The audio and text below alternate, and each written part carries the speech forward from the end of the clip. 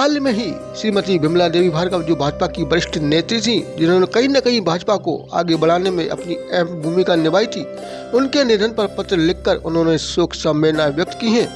उन्होंने उनके पुत्र को कहा है कि मां के निधन से आपके जीवन में जो रिक्तता आई है उसकी पीड़ा मैं जान सकता हूं, क्योंकि वे पूरे परिवार के लिए एक आधार और प्रेरणादायक होती हैं। हाँ, मोदी जी ने जो काम किया है वो भी प्रसन्नतादायक है, बहुत प्रसन्नता होती है। ऐसा लगता है कि आगे बढ़ कर के अपना भारत और भी जगह बढ़ेगा। अपनी अभिव्यक्ति जिस तरह से अपने अपने तरीके से लोग व्यक्त करते हैं, कोई पुष्पांजलि व्यक्त कर रहे हैं तो कोई भावांजलि। हमारे ही शहर के चिरपरिचित और देश विदेश में अपनी विशेष कविता के लिए पहचान बना चुके रवि हमारे साथ मौजूद हैं और रवि भाई भी इस वक्त अपने उद्गार व्यक्त करेंगे अपनी कुछ पंक्तियों के माध्यम से। रवि जी।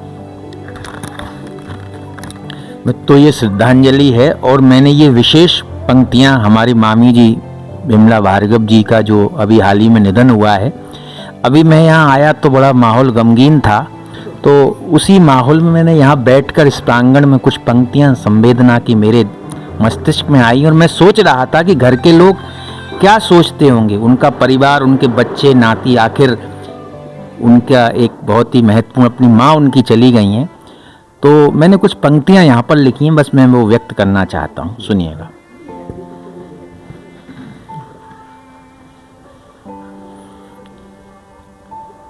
ये बच्चे कह रहे हैं कि जब तक हैं यह प्राण देह में, जब तक हैं यह प्राण देह में तेरे ही गुण गाएंगे, जब तक हैं यह प्राण देह में तेरे ही गुण गाएंगे, अम्मा तेरे ऋण से हम सब मुक्त नहीं हो पाएंगे, अम्मा तेरे ऋण से हम सब मुक्त नहीं हो पाएंगे।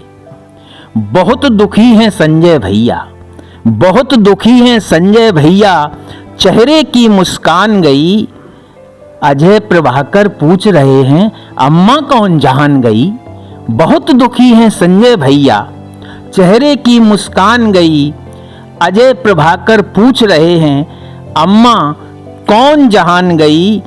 मंजू हेमा ज्योतिशालिनी को करके हैरान गई, मंजू हेमा ज्योतिशालिनी को करके हैरान गई। अरे तू ही तो पीली कोठी को देकर एक पहचान गई, तू ही तो पीली कोठी को देकर एक पहचान गई।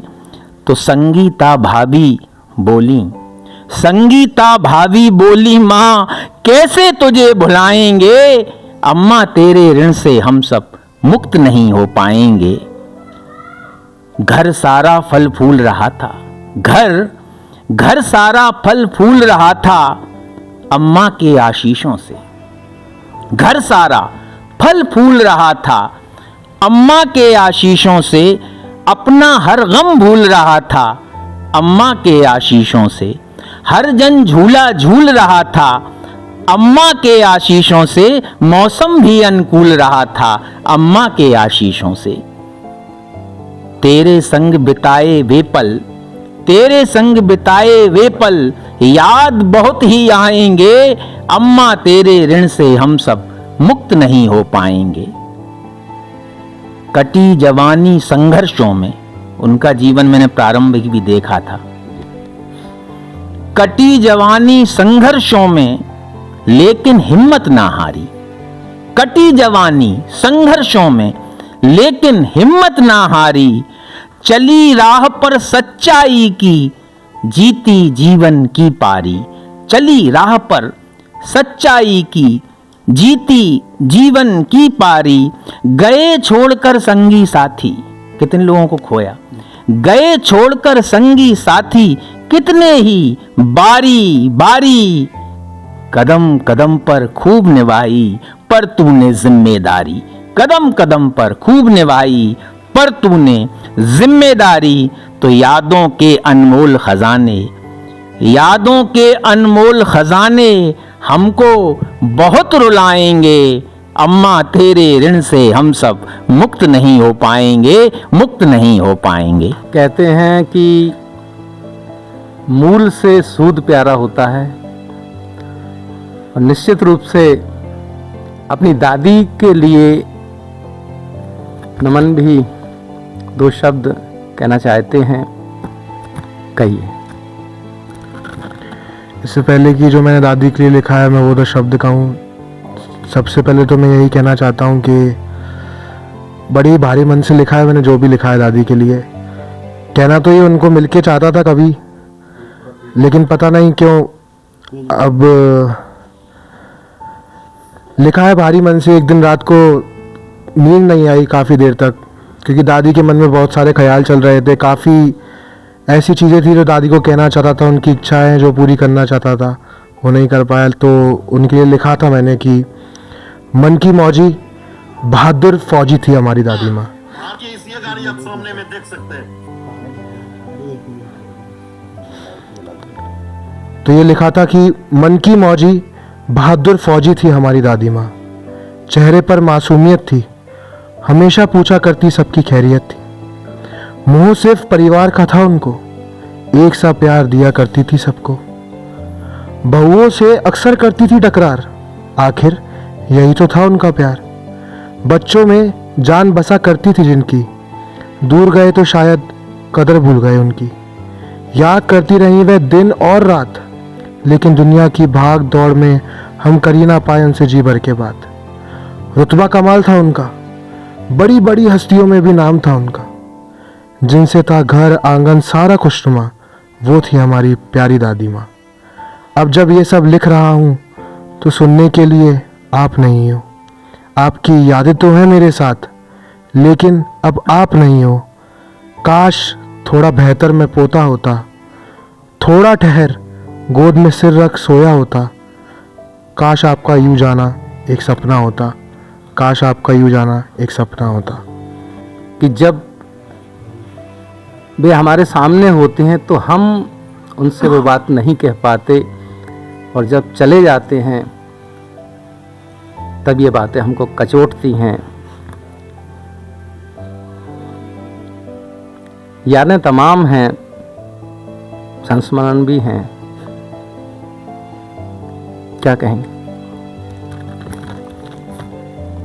सबसे पहले हम सबकी वंदनीय, हम सबकी पूजनीय माँ के श्री चरणों में कोटि कोटि नमन।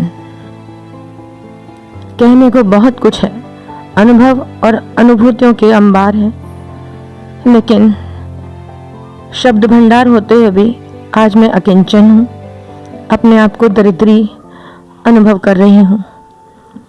बस इतना कहना चाहूँगी, मैं ही नहीं मेरे परिवार के हर एक सदस्य के लिए।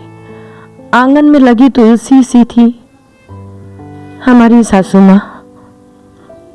माँ को तो बहुत देखा, अनुभव किया, बचपन से उनकी गोद में पली, लेकिन इस परिवार में जब मैं आई, मम्मी जी अक्सर कहा करती थी, गोद में बैठा के लाई थी तुमको। एक सास बहू को गोद में बैठा के लाती है। उनका ये कथन, उनका ये कहना निसंदेह मेरे लिए एक अद्भुत आशीष है। और आज वो नहीं है, कौन कहता है वो नहीं है, लेकिन हर दिन हर पल हम उनको, जब वो होती थी ना, उससे भी ज़्यादा महसूस कर रहे हैं। मैं हर दिन ये घर में कह रही हूँ कि मन में कोई सवाल आता है, अपने आप उसका जवाब पता नहीं कहाँ से मिल रहा है। कभी सपने में, कभी एहसासों में, कभी बच्चों की बोली में, छोटे छोटे बच्चों की बोली में, उनके नाती पोतों पंथियों की बोली में माँ बोल रही है। हाँ, माँ बोल रही है, हम सबको देख रही है, वो यही है, वो यही है, वो यही है।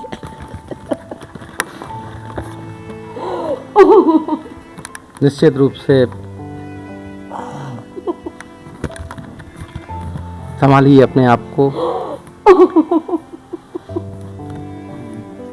ये यादें हैं जो इतनी आसानी से जाने वाली नहीं हैं, और इन यादों में ही कहीं ना कहीं हमें अपने जीवन का मार्ग प्रशस्त करने की राह भी नज़र आएगी। उन्होंने जो मूल्य और आदर्श हमारे सामने प्रस्तुत किए, उन्हें निभाकर हम उन्हें इसी तरह से सच्ची श्रद्धांजलि देंगे। रवि भाई, माहौल गमगीन हो गया है। कुछ ऐसी पंक्तियां मैं आपसे दरख्वास्त करूंगा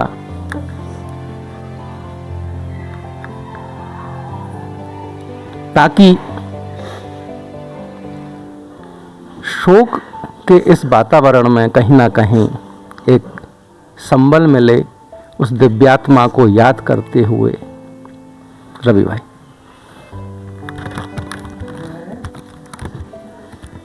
देखिए, दरअसल क्या है कि हमारा अपना जब जाता है तो सच्चाई तो ये है कि इस अवसर पर सब बाहरी मन से ही कुछ भी कहा जा सकता है। ये क्षण ऐसा है कि इस प्रांगण में बैठा हुआ जो भी व्यक्ति उनसे जुड़ा हुआ है, निश्चित रूप से वो सदमे में है। वो इतने सदमे में है कि जैसे कि हमारी कोई बहुमूल्य चीज़ अगर चली जाए, और ये तो ऐसी है कि जिसकी क्षतिपूर्ति हो ही नहीं सकती। विधाता ने माँ ऐसी शक्ति बनाई है।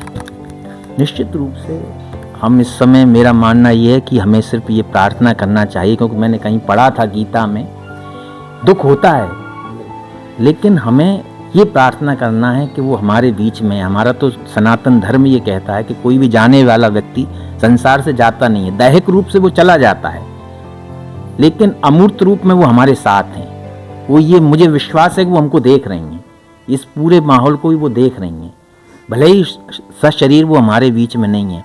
तो मेरा मानना ये है कि उनको याद तो हम कर ही रहे हैं, हमारे दिलों में है, और जब तक हम जिंदे हैं, हमारी सांसें हैं, वो हमारे साथ रहेंगी। क्या है माँ, मैं 4 पंक्तियाँ आपको सुनाता हूँ, सुनिएगा। दुनिया की हर माँ को समर्पित, कैसे बच्चों को पालती, मैं वो पंक्तियाँ आपको सुनाता हूँ। कि मलाई दूध माखन की कटोरी बन गई अम्मा, हमें चंदा बनाया खुद चकोरी बन गई अम्मा। कई रातें करी कुर्बान अपने नौनिहालों पर, कई रातें करी कुर्बान अपने नौनिहालों पर। न आई नींद जब हमको तो लोरी बन गई अम्मा, न आई नींद जब हमको तो लोरी बन गई अम्मा। ये माँ की शक्ति होती है। जब हम किसी भी अनुष्ठान का प्रारंभ करते हैं तो आज भी आदिकाल से सबसे पहले स्मरण किसका किया जाता है? माँ का ही किया जाता है, क्योंकि देवता भी इसका विकल्प नहीं है। माँ से बड़ा तो खैर कोई हो ही नहीं सकता पूरे ब्रह्मांड के अंदर, और माँ कहीं जाती नहीं है। ये भी आपको विलक्षण बात बता दूं, ये विज्ञान भी मानता है। माँ प्रभाकर बैठा है, माँ कहाँ है? प्रभाकर के अंदर है, संजय भाई साहब के अंदर है। वो सांस ले रही हैं, क्योंकि इनके अंदर जो अंश है वो उनका ही अंश है। तो माँ तो कहीं नहीं गई। मैंने कहा है वो माँ कौन सी माँ कि कभी करती नहीं फिट स्वार्थों की गोटियां अम्मा। संसार की एक मात्र प्राणी माँ होती है जो अपने हिस्से की रोटी भी अपने बच्चे को दे देती है। ये क्षमता ईश्वर ने और विधाता ने केवल माँ को बताया, चाहे पागल भी हो। वो कहते हैं कि शगुप्ता लोग भी टूटे हुए होते हैं अंदर से, बहुत रोते हैं वो जिनको लतीफे याद रहते हैं। तो खुदा ने ये सिफत दुनिया की हर औरत को बख्शी है कि वो पागल भी हो जाए तो बेटे याद रहते हैं। दुनिया की कोई पागल भी अपने बेटे को पत्थर नहीं मारती। ये क्षमता ब्रह्मांड में विधाता ने केवल और केवल माँ को दी है, स्त्री जाति को दी है। ये केवल विलक्षण क्षमता। तब मैं कहना चाहता हूं कि कभी करती नहीं फिट स्वार्थों की गोटियां अम्मा, तेरे सम्मुख झुकाती शीश पर्वत चोटियां अम्मा, तेरे सम्मुख झुकाती शीश पर्वत चोटियां अम्मा, सितारा होटलों के कीमती भोजन पे भारी हैं। तुम्हारे हाथ की गर्मा गर्म 2 रोटियां अम्मा, तुम्हारे हाथ की। आप दुनिया के किसी भी 7 स्टार होटल में चले जाइए, दुबई में चले जाइए, सिंगापुर में चले जाइए, अच्छे से अच्छा महंगा सूट में ठहरो, लेकिन वहाँ भी जब तुमको माँ की याद आएगी ना, तो तुम कहोगे यार जो माँ खिलाती थी यार वो सुख इसमें नहीं है, हो ही नहीं सकता, क्योंकि ये क्षमता केवल और केवल माँ के पास है। मैं बैठा उनके पास, पिछले बार का मैं संस्मरण सुनाता हूँ आपको, बिल्कुल लेटेस्ट। मामी जी बैठी थी वहाँ बैठक में, क्योंकि अगली पंक्ति इससे जुड़ी हुई है, तब मुझे वो याद आ रहा है। तो मुझसे कहने लगी कि वो बोले रन्नौत की बहुत याद आती है, तुम गए हो? कि मैंने कहा हाँ मैं गया हूँ। तो वो वहाँ का रन्नौत की चर्चा करने लगी कि रन्नौत में ऐसा है, रन्नौत में वैसा है, क्योंकि वो उनकी जड़ें थीं। फिर उन्होंने चर्चा दूसरी कही, अपनी जड़ों से जुड़ने वाले। देखिए आप सब लोग देखना, याद रखना ज़िंदगी में। फिर उन्होंने कहा पंडा जी के चौराहे की बात करने लगी। वो कहती थी कि आप लोगों ने भी सुना होता, अक्सर वो कहती थी कि मैं दुबई जा रही हूँ, ये कहती थी वो, मुझसे भी कही उनने ये बात, बिल्कुल सच्ची बात है। जब भी कोई मैं वहाँ जा रही हूँ। इसके पीछे भी विज्ञान था। दुनिया की हर माँ जहाँ पर दुल्हन बन के आती है, वो उसे किसी भी महराज महल में ले जाना, लेकिन अगर वो दुल्हन बनकर जिस अटारी में आई होगी, वो जिंदगी भर उसको नहीं भूल सकती। उसकी इच्छा होती है कि मैं वहाँ जाऊँगी। ये बिल्कुल सत्य है। तब कहता हूँ, सुनिएगा, 4 पंक्तियाँ मुझे याद आ रही हैं। एक और खासियत होती है माँ की। मैंने एक चीज़ और पढ़ी थी कहीं, कि अपन लोग कहीं भी कोई शुभ काम करते हैं तो पंचांग पंडित के पास जाते हैं कि महाराज हमको वहाँ जाना है, कोई दिशासूर तो नहीं है, चौघड़ियाँ देख लो। तो एक ऋषि कह रहा है कि बेटा, क्योंकि महाराज ने प्रश्न पूछा कि महाराज आपने हमको बताया है कि ज्योतिष जी से पूछना चाहिए कोई काम करने से पहले, तो कई बार ऐसी परिस्थितियां निर्मित हो जाती हैं कि अपन ऐसी जगह हैं वहाँ ज्योतिषी ही नहीं है और आपको कोई काम करना है, तो आप क्या करोगे? तो बोले फिर एक काम करना बेटा, अगर ऐसा मौका आ जाए, ये बताया उस बालक के लिए, ध्यान रखना अगर ऐसा कभी मौका आए, तुम घर में रहते हो, किसी पंडित से मत पूछना, माँ अगर बैठी हो वो जो बता दे वही काम कर लेना, वो सही शुभ मुहूर्त वो ही है। तब वो पंक्तियाँ किसी शायर ने बहुत अच्छी कही हैं, यहाँ भी लिखी हुई हैं, आप सबने पढ़ी होंगी कि क्या सीरत क्या सूरत है, माँ ममता की मूरत है, पाँव छुए और काम हुए अम्मा एक मुहूर्त है। ये शक्ति संसार में केवल माँ के पास है, जड़ वाली बात। तो पंडित ने कहा कि माँ से पूछ लेना। तब किसी ने कहा था कि धूप को साया जमी को आसमां करती है माँ, धूप को साया जमी को आसमां करती है माँ, मेरे सर पर हाथ रखकर साए वहां करती है माँ, मेरी ख्वाहिश और मेरी जिद उसके कदमों पे निसार, हाँ की गुंजाइश ना हो तो फिर भी हाँ करती है माँ। ये क्षमता केवल माँ में ही होती है दोनों। आप कभी पूछ लेना, बाप मना कर देगा, मार भी सकता है जूता लेके, लेकिन एक माँ ही होती है। अगर बेटा आके कह दे कि माँ ऐसा ऐसा कर लिया मैंने, पिताजी से नहीं कह पाएगा वो, लेकिन माँ से कह देगा, उसे विश्वास है कि ये माँ है। जब आप रात को घर पहुंचते हो साहब, ये सबने इस बात को जी, मैं 4 पंक्तियां वो सुनाना चाहता हूँ। तो देर से आओगे तो भैया पूछा कहाँ गए, तो चिल्लाए वो, पिताजी कहेंगे ये आ गए 12 बजे लेफ्टिनेंट साहब। लेकिन केवल एक माँ ही होती है जो पूछती है तूने खाना खाया कि नहीं खाया। ये क्षमता केवल माँ में होती है साहब, संसार में केवल उसने दी है। तब 4 दोहरा दीजिए कौन सी ये पंक्तियां जो धूप को साया, गुंजाइश ना की हो तब भी, हाय हाय हाय हाय हाय, धूप को साया जमी को आसमां करती है माँ, मेरे सर पर हाथ रखकर सायवां करती है माँ। सायवां कहते हैं छाए को, सायवां करती है माँ, मेरी ख्वाहिश और मेरी जिद उसके कदमों पे निसार, अरे हाँ की गुंजाइश ना हो तो फिर भी हाँ करती है माँ। ये क्षमता केवल माँ के पास होती है संसार में, और किसी के पास नहीं है। वो कहती थी मुझे तो वहीं अच्छा लगता है पंडा जी के चौराहे पे। क्यों? उसके पीछे कारण था। फिर वो पुरानी नॉस्टैल्जिया में चली गई, पुरानी बातें करने लगी। कौन सी वाली? अरे मैं यहाँ आई थी, रामकली तो इतनी सी हती, ये तो इतने सी थे। वो बात बता रहा हूँ कि क्या उनकी मन स्थिति थी, बच्चे जैसी बन के। तो मैंने मन में सोचा ये ऐसी बातें क्यों कर रही हैं, क्यों कर रही थी वो ये बातें? इसके पीछे भी विज्ञान था। सुनिएगा कि किसी भी काज हित नक्षत्र है शुभ रेवती अम्मा।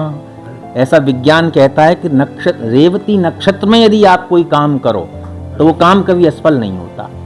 तो माँ है, वही है माँ कि किसी भी, नंदू भाई आइएगा, कि जय जय श्री राम, किसी भी काज हित नक्षत्र है शुभ रेवती अम्मा। न हम तुम देख पाएंगे जहां तक देखती अम्मा। किसी भी काज हित नक्षत्र है शुभ रेवती अम्मा। न हम तुम देख पाएंगे जहां तक देखती अम्मा। और कभी बन कर के दुल्हन आई थी वो जिस अटारी में, कभी बन कर के दुल्हन आई थी वो जिस अटारी में। वहां पर आज भी जाकर के माथा टेकती अम्मा। वहां पर आज भी जाकर के माथा टेकती अम्मा। ये भावनाएं थी, इसलिए कहती थी मुझे वहीं जाना है। वो यहाँ आई थी दुल्हन बन के, वो पुराने दिन, आज से 60 साल पहले, वो उनको याद आते हैं। माँ की बात कही भाई नीरज ने। देखो, माँ तो एक ऐसा शब्द है कि माँ से बड़ा दुनिया में, बार बार कह रहा हूँ, कोई नहीं है। मैं भाई साहब धौलपुर में कवि सम्मेलन में गया, एक विद्यालय का कवि सम्मेलन था। तो एक बच्ची थी, वो कुछ लिख रही थी, तो उसने लिखा शब्द एक, बोले माँ जो शब्द होता है इसकी खासियत बताओ। मेरे से पूछ लिया उसने, धौलपुर में कवि सम्मेलन चल रहा था, नवोदय विद्यालय में। मैंने सोचा यार बड़ा विचित्र है, माँ के शब्द जो लिखा है इसकी क्या खासियत। माँ पर तो मैंने बहुत लिखा है, लेकिन इस शब्द में जो उसने लिखा है इसमें क्या खासियत हो सकती है। आप भी लोग जरा ध्यान से सुने। मैंने उस शब्द को गौर से देखा। मैंने कहा इस बच्ची ने पूछा है रवि, अगर आज तुमने अच्छा जवाब नहीं दिया तो ये जिंदगी भर ये सोचेगी कि यार इन्होंने कुछ जवाब दिया नहीं। मैंने एक ही बात कही, आप भी कभी माँ लिख के देखना। उसने माँ लिखा, बोले इसमें खासियत क्या है जो लिखा है इस शब्द में। माँ पर तो बहुत कुछ कहा जा सकता है कि इसमें क्या दिख रहा है आपको। तो मैंने एक ही बात कही कि बेटा, संसार में माँ जैसा शब्द दुर्लभ किसी शब्दकोश में मिलेगा ही नहीं। माँ जब आप लिखोगे, संसार के दो बड़े नक्षत्र होते हैं साहब। दिन का प्रतिनिधित्व करता है सूर्य, दिन का देवता सूर्य है। रात का प्रतिनिधित्व चांद करता है। और ये दोनों ऐसी चीजें हैं जो कभी जिंदगी में मिलती नहीं है। इनको एक केवल माँ ने किया। जब माँ लिखोगे तो सूरज भी आएगा और चांद भी आएगा। इनको एक करने का गुण केवल संसार में माँ के पास है। ये केवल माँ कर सकती है, दूसरा कोई नहीं कर सकता। तो वो कौन सी माँ जो अभी मेरा दावा है इनके सपनों में आ रही होगी, क्योंकि मुझे मालूम है जब कोई विदा होता है तो वो जाता नहीं, वो आता है, बतराता है। आप लोग बताओ, सपनों में आती होंगी। कभी खुशबू कभी फूलों की भाषा बन के आती है। क्या है माँ? कभी खुशबू, फूलों की भाषा बन के आती, कभी फूलों की भाषा, कभी खुशबू कभी फूलों की भाषा बन के आती है। अंधेरे में उजाले की वो आशा बन के आती है। अंधेरे में उजाले की वो आशा बन के आती है। जमाने के थपेड़ों से मैं जब भी टूट जाता हूँ, जमाने के थपेड़ों से मैं जब भी टूट जाता हूँ, मेरी माँ ख्वाब में तब तब दिलासा बन के आती है। मेरी माँ ख्वाब में तब तब दिलासा बन के आती है। वो होती है संसार की माँ। और माँ ने क्या शिक्षा दी? माँ ने केवल एक ही शिक्षा दी है, जो मैंने वही कही थी, वो कहती थी वहाँ कि मैं वहीं जाऊंगी। ये कितना बड़ा गुण था साहब बंधु भाई। वो कहती थी कि पंडा जी के चौराहे पे ही जा रही हूं मैं, तो काहे जा रही थी इतनी बड़ी हवेली छोड़ के, जहां में क्या कमी है कि सो वहीं जा रही थी, इसलिए जा रही थी। अगली पंक्ति सुनो कि बहारें लाख हों, बहारें लाख हों, लखपति करोड़पति अरबपति कितने ही बन जाना, लेकिन मेरी ये पंक्तियां याद रखना कि बहारें लाख हों पर पतझड़ों को भूल मत जाना। बहारें लाख हों पर पतझड़ों को भूल मत जाना, और बुलंदी पाके तू अपनी जड़ों को भूल मत जाना। बुलंदी पाके तू अपनी जड़ों को भूल मत जाना। दुआ करते हैं ये अक्सर तुम्हारी कामयाबी की, दुआ करती हैं ये अक्सर तुम्हारी कामयाबी की। कभी भी भूल कर अपने बड़ों को भूल मत जाना। कभी भी भूल कर अपने बड़ों को भूल मत जाना। कभी भी भूल कर अपने बड़ों को भूल मत जाना। ये वो शिक्षा है जो माँ ने कब सिखाई थी, बचपन से उंगली पकड़ के। वो आपको उंगली पकड़ के क्यों ले गई थी? आपको एक और प्रसंग बड़ा रोचक सुनाता हूं। ये मैंने किताबों से पढ़ा है। आप संतों का संगत करोगे तो माँ के ऊपर बहुत मैटर मिलेगा। मुझे याद है कि एक पुल से एक बच्चा और माँ जा रहे थे पुल के ऊपर से, और पुल बहुत जोर से उधर से पानी का बहाव बढ़ गया। वो पुल के ऊपर आ गया पानी का बहाव, दोनों फंस गए। तो वो जा रहे थे, तो वो एक्चुअली उसकी उंगली पकड़े, तब उंगली पकड़ के चलते हैं बच्चे, वो भी अपनी माँ की उंगली पकड़े हुए था। तो उसने कहा बेटा अपना हाथ, अब उसने उंगली चढ़ा के माँ ने हाथ पकड़ लिया उसका। तो बेटा कहने लगा कि क्या फर्क पड़ रहा है, मैंने आपकी उंगली पकड़ी है या तुम मेरी पकड़ो? नहीं, बोले फर्क है, इसमें बहुत अंतर है कि माँ मैं आपकी उंगली छोड़ सकता हूं लेकिन आप मेरा हाथ नहीं छोड़ोगी, ये अंतर है। तेज पानी का बहाव देखकर ये माँ की शक्ति होती है।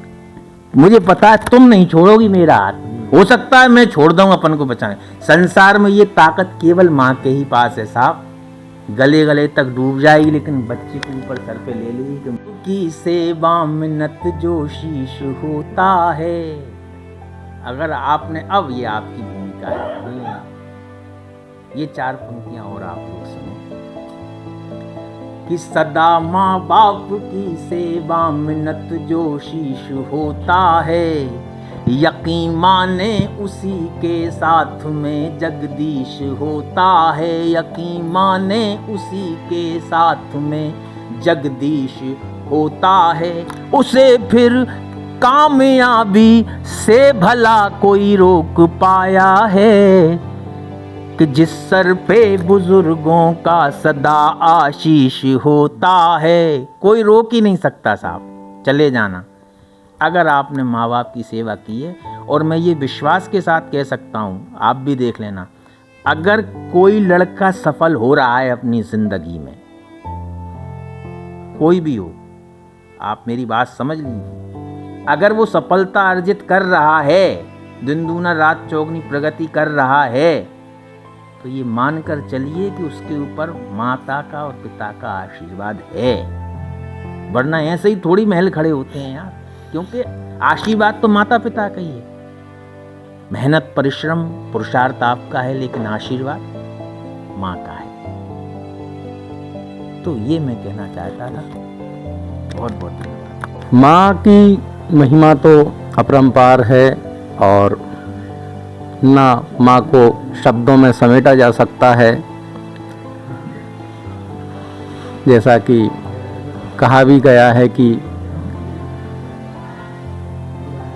उसी से रूठकर उसको मनाना, उसी से रूठकर उसको मनाना, दिलों की ये नादानियाँ हैं। कभी माँ की हथेली चूम लेना, कभी माँ की हथेली चूम लेना, माँ की रही बड़ी मेहरबानियाँ हैं।